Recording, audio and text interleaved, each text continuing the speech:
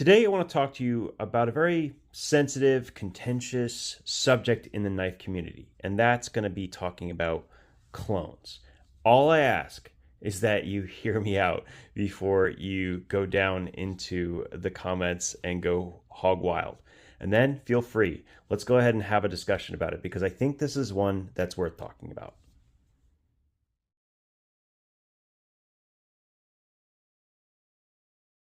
Now, this topic is definitely going to elicit some passionate responses, but let's try to keep it civil nonetheless.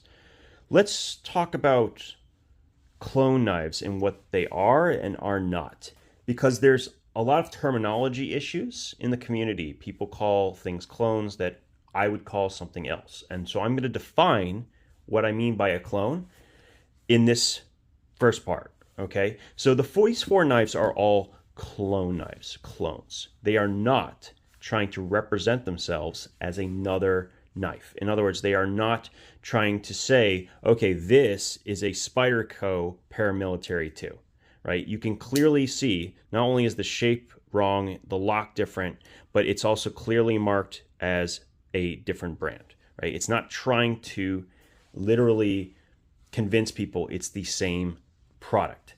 A counterfeit knife, which you've seen probably plenty on Wish.com, AliExpress from time to time, and all those other websites, those are trying to pass themselves off as something that they are not, right? They are not Benchmade. They are not Cold Steel. They are not, Demco or anything else, right? Those are fundamentally wrong, and you should never purchase them. Not only because it's just morally very sus, but they're also terrible. They're always terrible. I've never seen one reviewed or shown that wasn't awful or even a serious safety risk. So just keep that in mind, okay? Now, clones, I think they have very different purposes.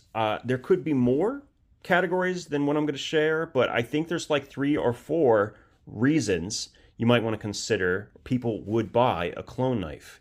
And so the first one is, I see this product I really love, the paramilitary 2, right? And I would love to know before I purchase it if this is something that I'm going to carry all the time. Is it a shape I like? And that kind of thing. And I think that with a good clone like this one, which it is, very nice fit and finish, in fact, you can definitely get a sense of the ergonomics and the general cutting ability. It's a very similar blade grind. I have actually held one and used one a bit. Very similar in ergonomics. This is not similar in the way the mechanism works. This is basically just roll open, and it doesn't even really drop shut. It's not a very good mechanism in that regard, but it does cut well. It'll give you that sense, and that's pretty much it. And it'll be a good beater knife as well. Maybe that's the second category, but it might give you a sense of whether you like it or not. I will tell you right now, having handled the paramilitary 2 and this one, the ergonomics are the same, and I dislike the ergonomics on both of them. I much, much prefer the paramilitary 3, the PM3. I much prefer that knife. It's so much more comfortable. It just melds into my hand. Just something I learned, and if I didn't have the experience with the PM2, this would probably have told me that. So that's the first thing. The second, I'm going to move this to the end because that's actually really important. The second thing is beater knives. Okay, so beater knives are like knives you throw in a drawer, knives you throw in a tackle box, knives that you get lost overboard on a fishing trip and you're not going to cry a river because you lost a $200 knife.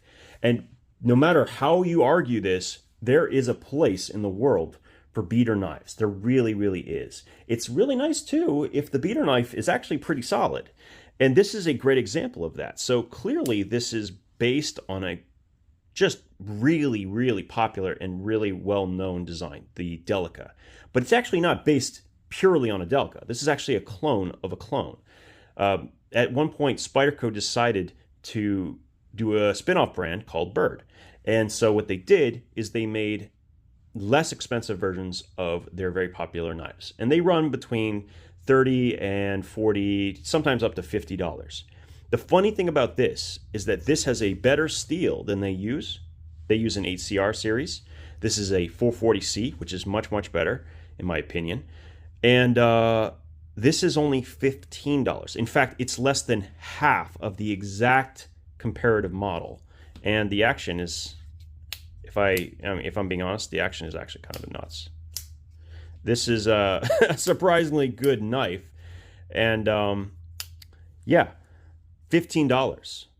This absolutely falls into the, I can buy as stocking stuffers, I can get people hooked into the knife world, I can throw it in a tackle box. Great. Cool. Same basic idea as choosing a paramilitary 2 might be something like this. So this is a model, frankly, I wasn't familiar with until I saw this by Ganzo. I like, frankly, the original design. It came after I saw this. Somebody told me that it was a clone. I looked at the original knife, and frankly, I wasn't particularly interested in the original knife because it was well over $200 for a frame lock knife. And a big beefy piece that's designed for sort of outdoorsy, hardcore use. I don't know how hardcore use a $250 knife in, I think it's in 20 CV, could really be, but here we are. This is another clone. I think that this is maybe another one of those examples of the PM2 where you try it just to see if it's something you're willing to invest in, but this isn't going to give you a true sense of that knife, probably. So this is a weird one. It's a clone, but I don't know where it fits. Probably close to a beater knife, you know, that kind of thing. So we have those 2 categories. The third category, and this is the one I really wanted to talk about today. What happens when another company does not represent itself as being, you know, the knife it's based on? Like, you can clearly tell it's a different company. But then they do something where they make the knife, but just they do it better than the original. What happens? Like, because this is an example of exactly that. This thing is on bearings, which is insanely smooth. It has a crossbar lock, which is much, much better than the liner lock it was based off of. It has fantastic fit and finish with hollowed out liners. Yeah, it also has 440C, which is far better than the AUS 8 that the original comes in. And the original is more expensive. So what do you do? What happens when a company makes a strictly better knife? And I say that because I've handled the Rat Model 2, which is probably what this is based off of. It's a little bit bigger and a little bit smaller than the Rat Model 1.